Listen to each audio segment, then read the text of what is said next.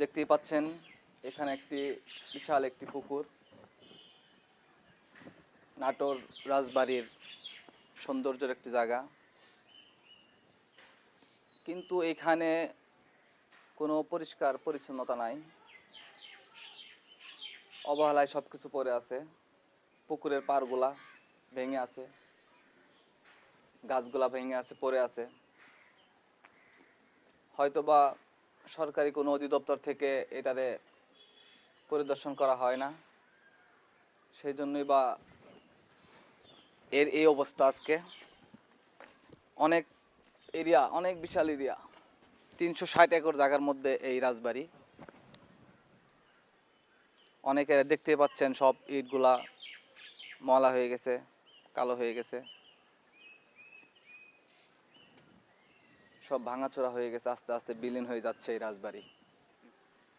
হ্যাঁ, আপনারা দেখতেই পাচ্ছেন অনেক বড় বড় গাছগুলা মরে একদম শুকিয়ে গেছে। সাইডে অনেক গাছ আছে, কাঁঠাল গাছ। কোনো পরিষ্কার নেই, কোনো পরিচ্ছন্নতা নেই, পুকুরের পাড়গুলা নেই। দর্শনার্থীরাও হয়তো এখন অনেক কম আসে, কারণ যেখানে পরিষ্কার পরিচ্ছন্নতা না থাকে সেখানে দর্শনার্থীরা অবশ্যই আসতে চায় না।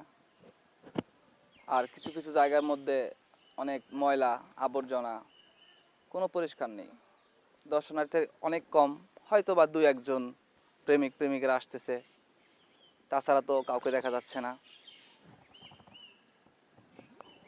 আমরা যখন গেট দিয়ে ঢুকলাম তখন দেখলাম অনেক লোকজন কম। আমরা দেখতেই পাচ্ছি একটি সুন্দর অনেক সুন্দর 2টি কাঠবিড়ালি প্রথম চোখে পড়লো আজকে আর কি। আজকে ফার্স্ট নাটোরে আসা, নাটোর শহরে এবং রাজবাড়িতে। কাঠবিড়ালিগুলো আছে, মোটামুটি অনেকগুলোই কাঠবিড়ালি আছে, দেখা যাচ্ছে গাছের মধ্যেও আছে। এই কাঠবিড়ালিগুলো দেখছিলাম ফার্স্ট ঢাকায়, আজকে আবার এই জায়গায় দেখলাম।